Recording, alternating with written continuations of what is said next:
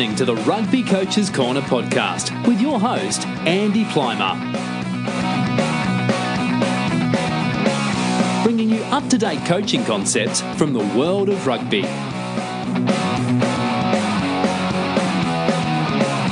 Sharing ideas to make the game better.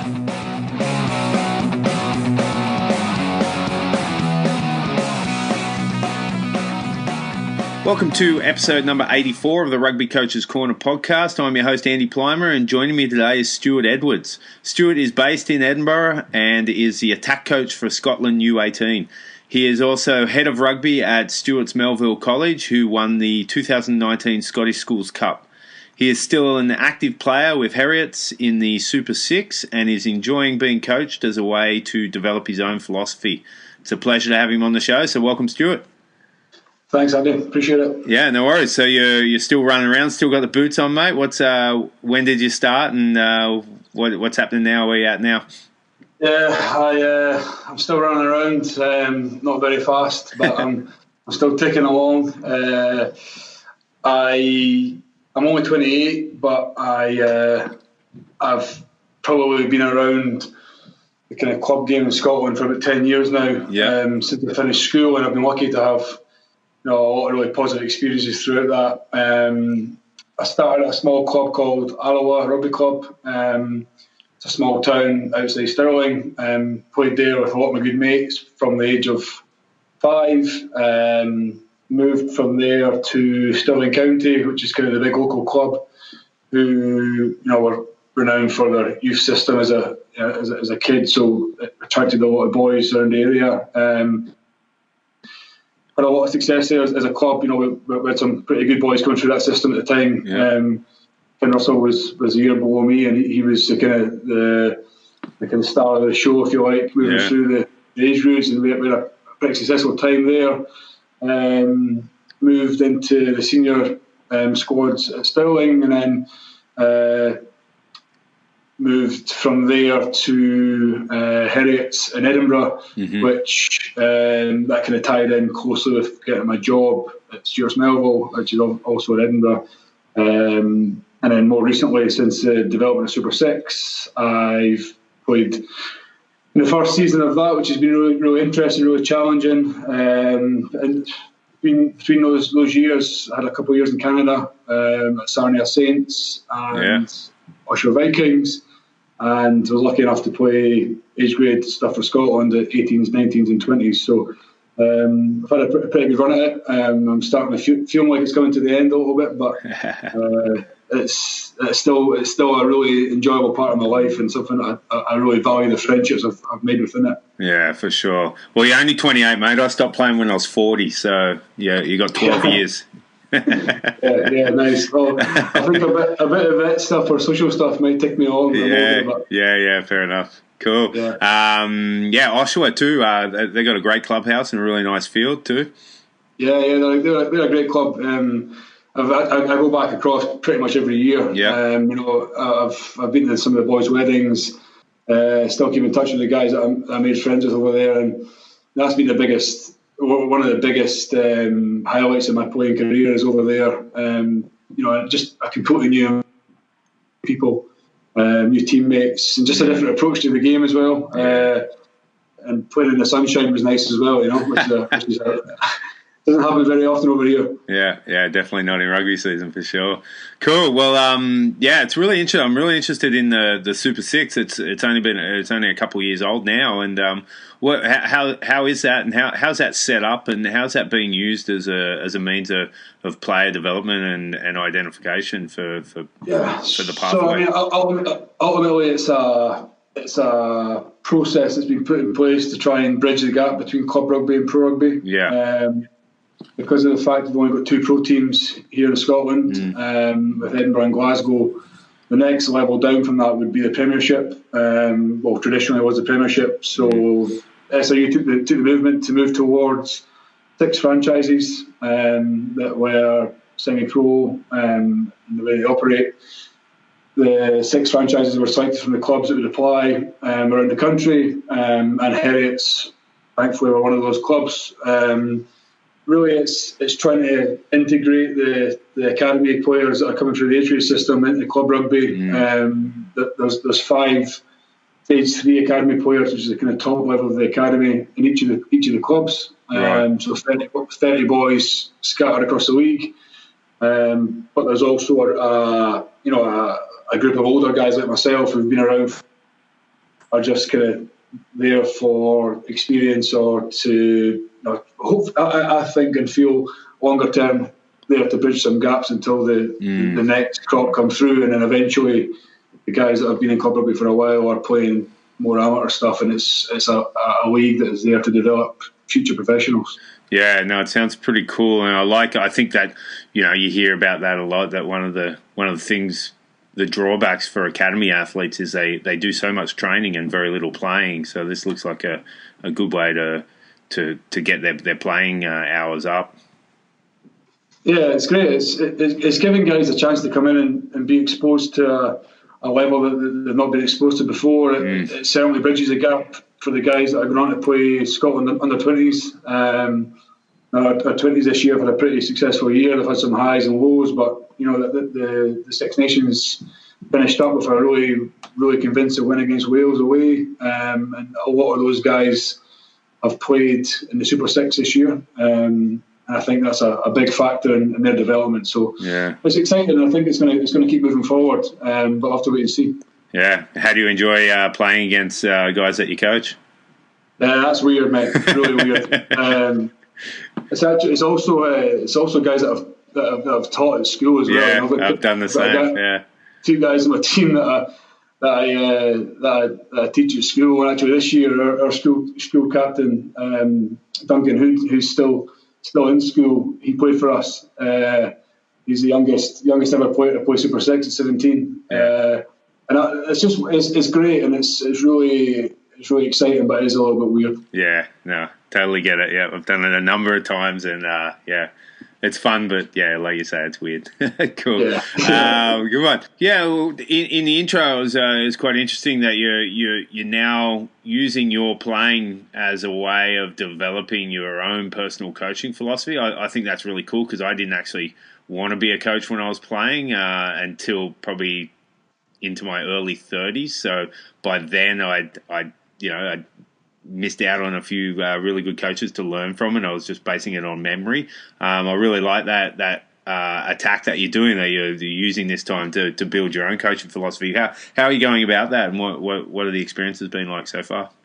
I think the biggest thing that I really enjoy about still playing, and to be honest, probably similar to you, in the fact that I never really intended that it would go this way in terms of still playing to learn as a coach, because it wasn't really until I done my ACL when I was 23, 24, missed 2 years of the game, and I'd done a little bit of coaching stuff through school, and as I grew up, but I wasn't crazily invested in it, and that time gave me a bit of a chance to reset and find a bit of purpose, really, when you miss that Tuesday, Thursday, Saturday with your mates, and you miss that playing adrenaline rush that you get. And I think the biggest thing that I've started to try and do is understand that emotional connection that you can create as a coach with the players. And I think still being coached gives me that perspective on both sides of that relationship. So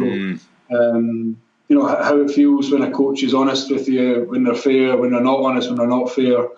How they approach you around success, failure, consequence, language that they use. These things are things that I'm constantly picking up on, and I think I've been really lucky to have loads of great coaches. And I could list them all, and it'd take me a long time, because we're lucky to have such great coaches over here. But I've also had coaches that have made me feel not as good, and I think it's taking the bits that you love and parking the bits that you don't love and trying to put them into practice. I never really enjoyed playing age grade rugby for Scotland, and I look back and I have real regret. It wasn't because of the coaches or the environment. I just felt really scared of mistakes. I felt really scared of getting it wrong. Things have moved on a lot in the last 10 years, and I think that's definitely changing. But in a certain way. Holding relationships at the core of everything we do. Trying really hard to create an environment that the kids and the players absolutely love coming back to. Yeah. I want them to go away and say, I loved playing for Scotland under 18s. I love training today. I want to come back next time. Because if I'm honest, throughout some of the experiences I had, I never felt that way because I was apprehensive and I was probably a little bit, daunted by the whole prospect. So, but that's been a really positive experience for me. It's the reason I still do it. So hopefully that's a kind of a long-winded explanation. No, it's perfect. And what about, because I definitely relate to that, being apprehensive and not wanting to make mistakes, especially in my early 20s playing club rugby back in Australia. How do you go about that? What's your philosophy on that? Do you feel it's the environment that you and the other coaches create? Is it the personal conversations that you have with the players, or is it a mix of the two? Yeah, I think it's... I think first and foremost for me, it's before we even start talking about rugby or any sort of rugby conversations, it's about trying to get to know the boys in the team and the group. Because of the fact, especially in the national context, you're bringing boys together from so many different environments, different backgrounds. Private school, public school, club. North of Scotland, south of Scotland, east of Scotland, west of Scotland, and they're so different that I think the biggest thing that I try and do in a pretty short program is to try and get to know them first, show them that you care, show them that they can be fearless within the program, show them that you're not going to punish them for trying things, and just kind of try and relate to them on a personal level, and I think the fact that I've been through it as a player helps a little bit because I can relate to how they're feeling. And I quite often, elaborate on that to them and explain how I felt and try and show a little bit of vulnerability to them that they're not feeling something that nobody else has felt. Yeah, that would be powerful for sure. Awesome. Outside of you as a player, growing as a coach and your philosophy, what are some of the other ways that you're developing as a coach? Not excluding like the stuff that comes through official formal channels for development. How are you doing it informally for your own professional development? It's something I'm really passionate about. It's something I think probably because of the fact that I've came through an environment where I've been a teacher and a coach at the same time. I'm really lucky that my dad was a professional coach with Edinburgh Rugby when that first started off. So he's a really, really positive sounding board for me, and he's someone I can go to for advice, but he's also very good at playing devil's advocate and challenging me in different things. So he's great in that respect. He probably kind of lit the fire within me to be a coach. My mum's a teacher, so I kind of had that background as a kid growing up. But before all this COVID kicked off, I was trying my best to connect with as many coaches in Scotland as possible. We're really lucky that we're quite a small nation, but it's probably our biggest strength. Was trying my best to get into Edinburgh and Glasgow and see what they're doing in those environments. Really lucky that I've got Gregor Townsend as a contact to be able to reach out to. He's really, really open to chatting to national age range coaches, and every year he'll be presenting to us. So that's someone that is really great to talk to, and someone that I'm trying to learn a lot from. On top of that, I went over to New Zealand 3 years ago to visit Auckland Grammar and Hamilton Boys High School and try to shadow a little bit what they were doing and what we can bring back to Scotland. I had a trip down to Melville with John Mallett and tried to understand how these schools are operating. And then this time has been the best time I've ever experienced for that learning. I've been pretty ambitious in trying to reach out to as many people as possible. And to be honest, it's been a little bit brave when the fact that the worst that people can say is no. Or not answer you. Yeah, or they don't reply. and I understand people are busy, so I've had some amazing conversations with people. From guys like Stuart Lancaster, Brian Ashton. We spoke to Shane Fletcher at Crusaders last week. Just today, actually, I had a great call with Mick Byrne in Australia and Pete Hewitt at the Brumbies as well. So, it's been an amazing couple of weeks actually, and I've been really, really motivated by that, and I've found a real purpose in trying my best to come out of this the best I possibly can be. The biggest issue with that is now starting to disseminate that information and figure out how does that impact my coaching, what can I take into my own environment. But I've been overwhelmed by the amount of sharing that's went on, and the amount of people who've been really keen to give me their insight. And I've got a real thirst to keep on getting better. And I'm also very aware that I've got so much to learn. But yeah, I'm really enjoying this time to do that. Yeah, no, it is one of the side benefits for sure. And if you can really dig yourself into it, that's awesome. And it's good that a lot of the webinars have been put up on YouTube as well for those who can't tune in, because that's probably my challenge with 3 kids, is that I can't always watch a webinar when I want to. But yeah, I think it's kind of how the podcast operates really. I have a 2 email or 2 LinkedIn message limit that I'll invite someone on, and then I'll loop around. And I'll come back and see if they're keen again, and if not, then people are busy, no dramas. But the amount of times people say yes, it's incredible. So yeah, I'm not surprised you're having that success and getting that much out of it. And like you say, the challenge now is when you're drinking from a fire hose of information, what are you going to do with all that info? Yeah, that's it. I've tried to be pretty diligent in keeping notes. I've kind of had a scrap notebook that I've been writing my notes quickly, and as I'm listening to stuff, and then taking a bit of time to write that up a bit neater and keep a bit of a journal almost. So when I do go to the kind of next stage of that kind of processing of those conversations, is to try and figure out the common themes and figure out what I can apply, what I can't apply. But yeah, I've been trying to be quite deliberate in the conversations. Been trying to identify areas that I'm what I want to get better at.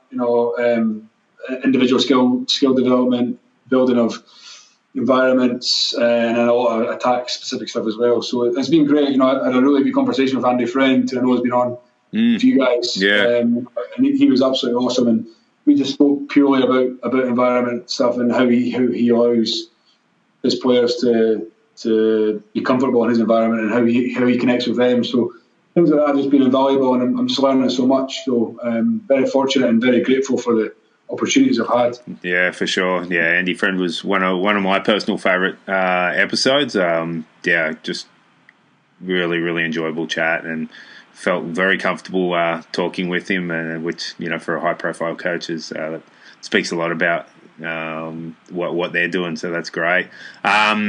Mentioned in the intro that you're head of rugby at Stewart's Melville College in Edinburgh. What does that head of rugby role entail? And you had an awesome season last year, huge success in the Scotland Schools Cup. Can you talk a little bit about what were some of the key factors that led to that success?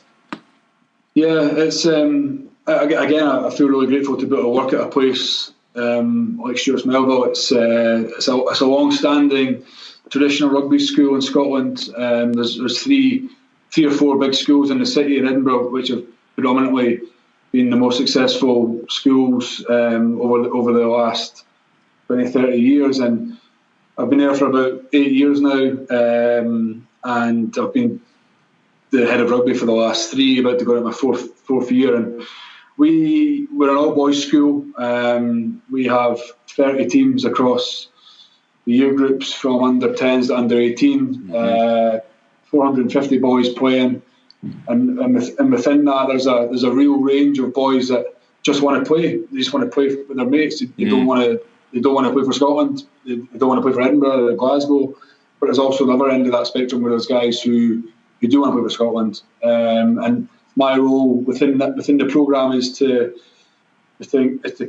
coordinate all the coaching and administration side of things behind that, and coach throughout the school from under-10s to under-18s. My predominant role is first 15 head coach, and that's something I really, really cherish. It's something that I really, really enjoy.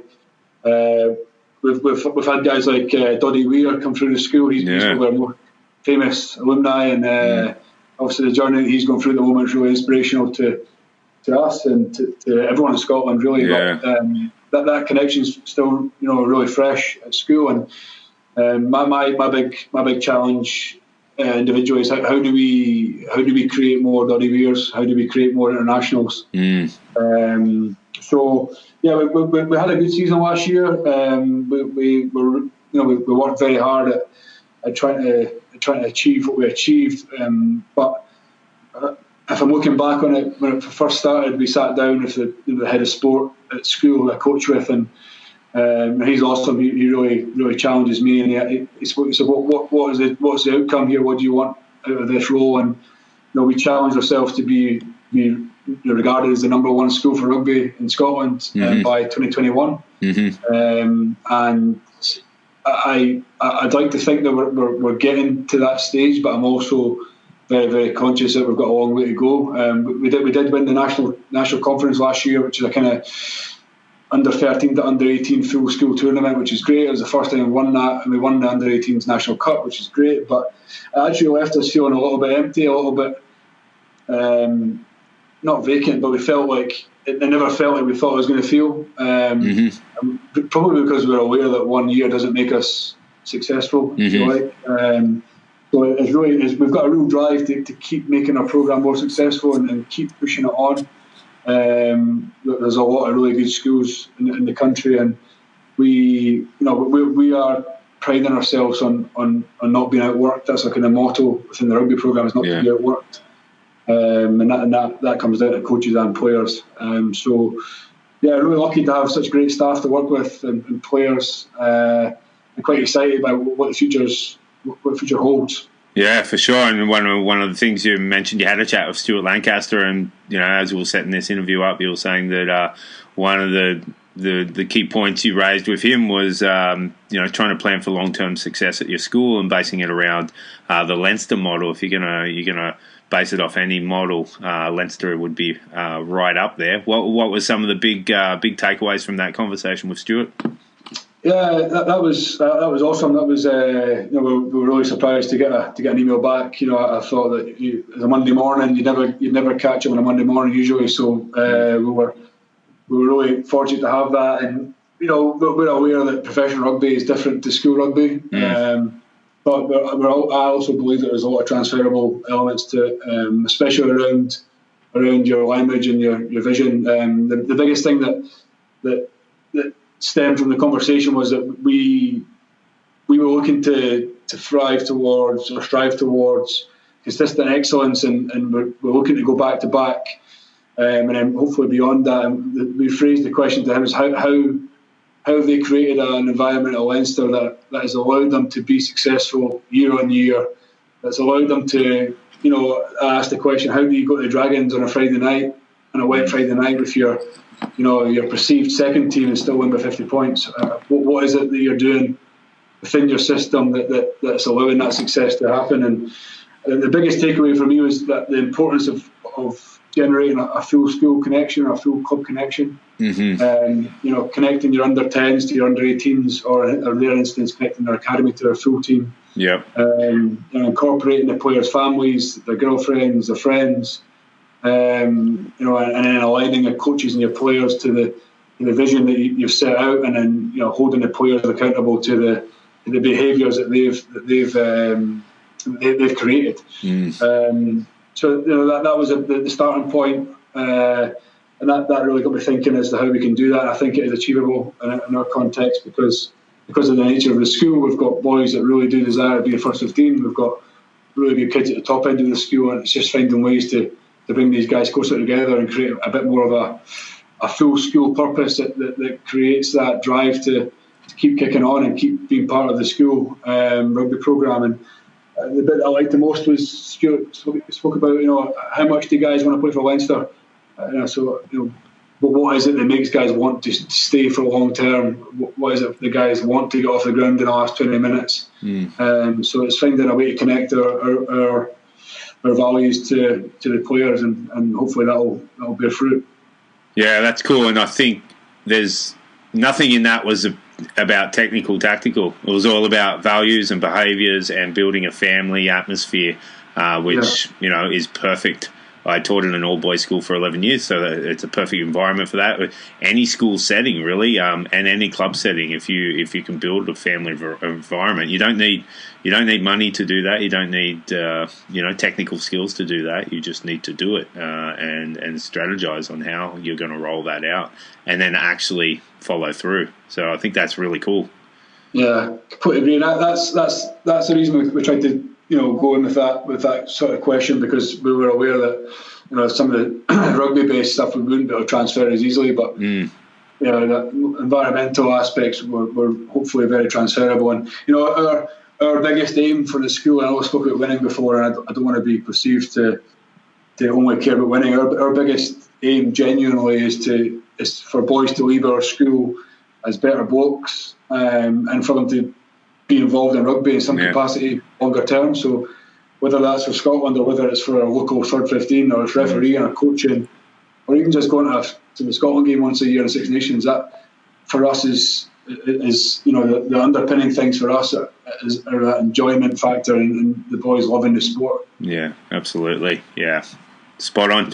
All right, well, Scotland U18, you're the attack coach with that program. How's that program work in terms of the amount of contact time you get with the athletes, and then your role within it? How's your role around attack work on in the build up to tournaments and the actual tournaments themselves?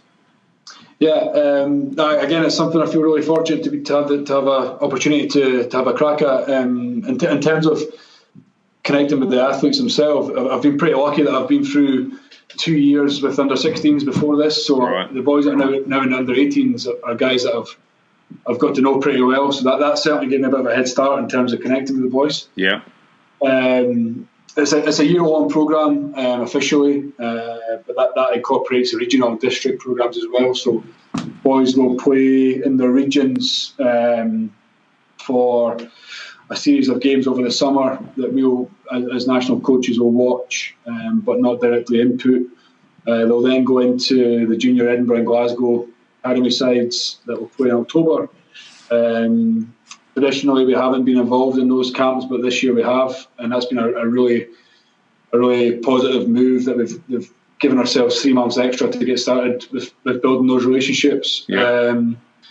So that then moves on to Christmas time. We'll have an extended squad camp where we try and pick around 50 players to narrow down to a 26-man squad that we take to the Six Nations Festival in April. Now, this year we've been pretty unlucky. We've not managed to get over to France, unfortunately, because of COVID-19. But we were due to play England, France, and Italy over there, and we're really excited by that challenge. Next year, I've still got another year left in my contract with the 18s, so really excited to get back into it again, and just hoping that we're able to do that with the current situation. Yeah. And what about do you run team attack and the backs as well? Yeah. So the main responsibilities are team attack and back attack. I'm pretty lucky that at school I'm coaching attacking defence, and so is our defence coach David Wilson. He coaches at another school in Glasgow, and he also coaches attacking defence at school. So we work pretty closely together, and we try not to hold them as separate entities, and we work pretty hard in the way that we design our sessions to incorporate both attack and defence without neglecting transition, which is obviously the most important part to coach. So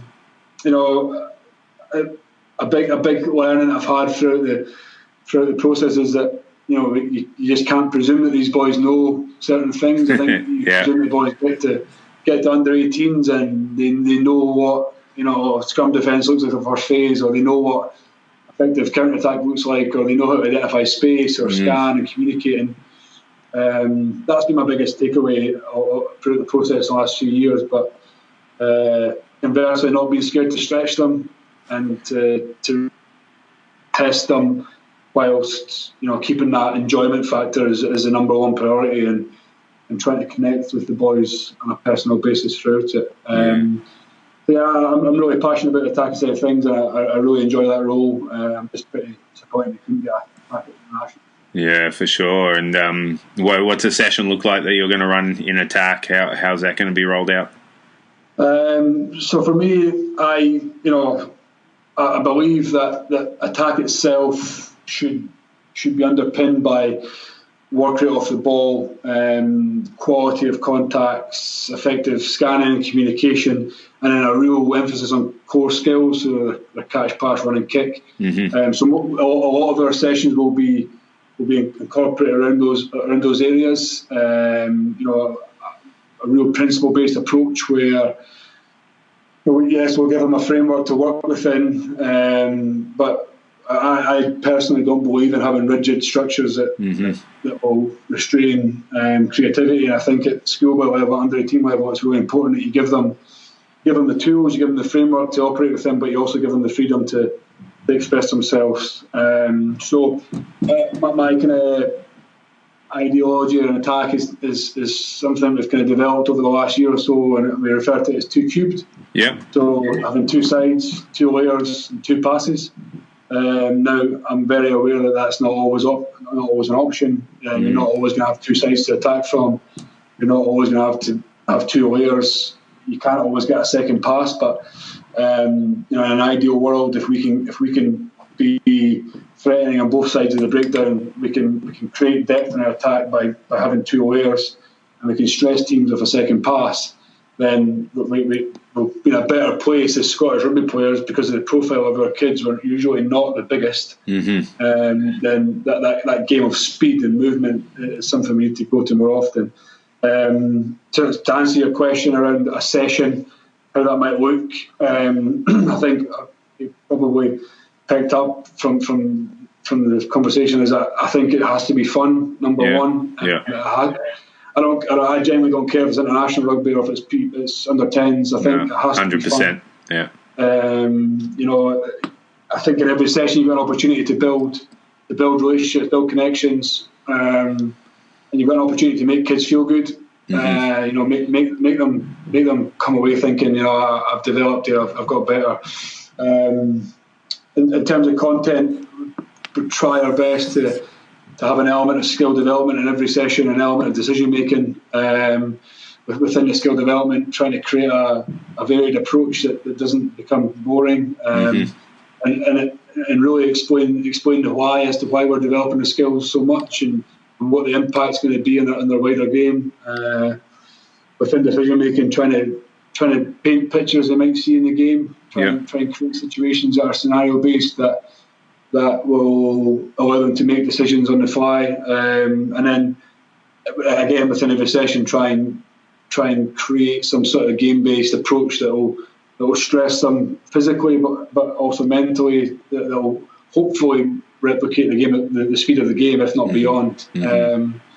So that would probably be a typical session if I had an hour, for example. And I think the thing I've learned the most, and I think something I was probably scared of, is a younger coach. I say younger. When I was a few years ago, would probably be scared to slow the session down. I think we range pretty regularly across the spectrum from low intensity to high intensity. I think it's not a bad thing to slow things down to reinforce learning, to create opportunities to be pretty safe and make mistakes under less pressure, and then bang that straight back into a game context. So that'll probably be a typical session, if you like.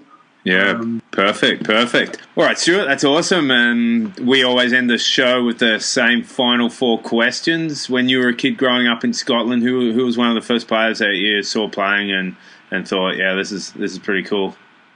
It's a tough question when you asked that. I was thinking, there's so many guys that I thought, I was a bit of a rugby geek as a kid. I think I probably still am, unfortunately, but I was lucky enough to grow up in the days where John Alumi was running riot. Yeah. Obviously, being a kid and being hooked on the PlayStation and joining all the rugby was a pretty staple part of my day. Yeah.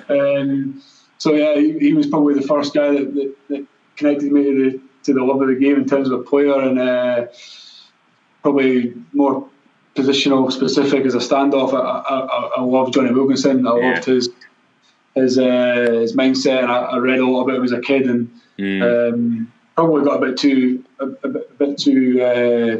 connected to his way of thinking, because I probably never relaxed as much as I thought I should have, looking back, because he was a very unique individual. So yeah, those are the two guys that probably motivated me as a boy.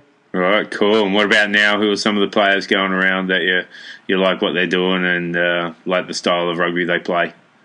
I was thinking about it, and I thought, how can we create a halfback partnership that would be the best in the world? And I've mentioned Finn Russell before. Obviously, lucky enough to know him pretty well and grew up with him, and he's a freak. He really is. I just don't think you're going to get many guys like him coming through any country. He's just he's ridiculous in what he can do.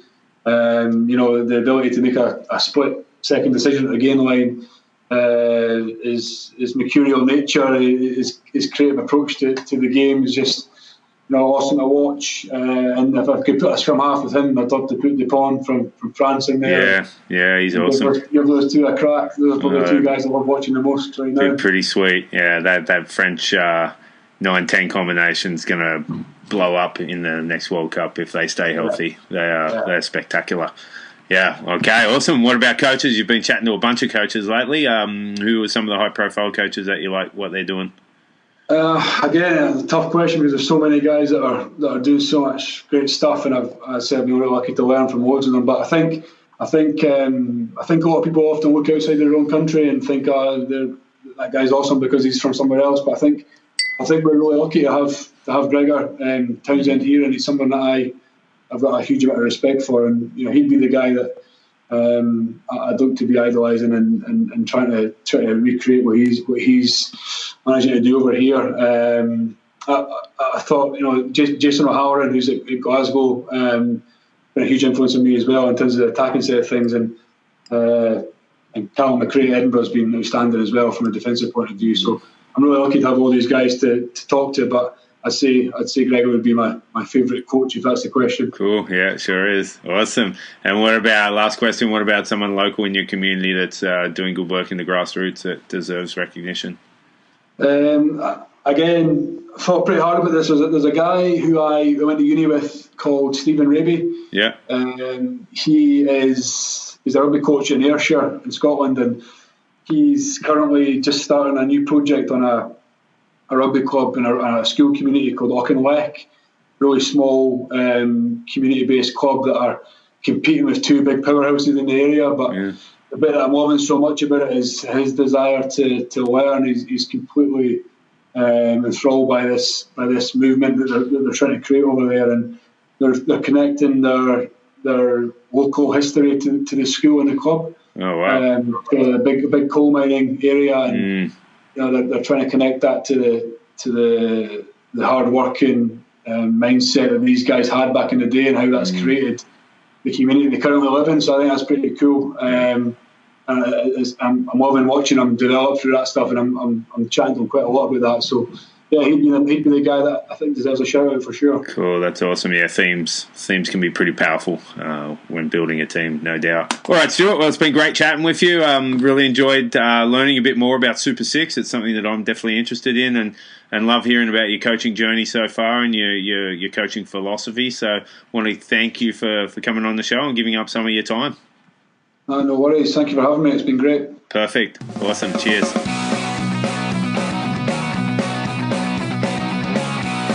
Thanks for listening to the Rugby Coaches Corner podcast.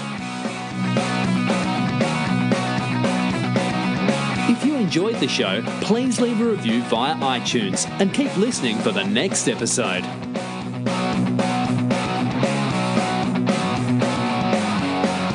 You can also follow us via Twitter at RugbyCoachesCNR or via the website therugbycoachescorner.com. Until next time, keep sharing ideas to make the game better.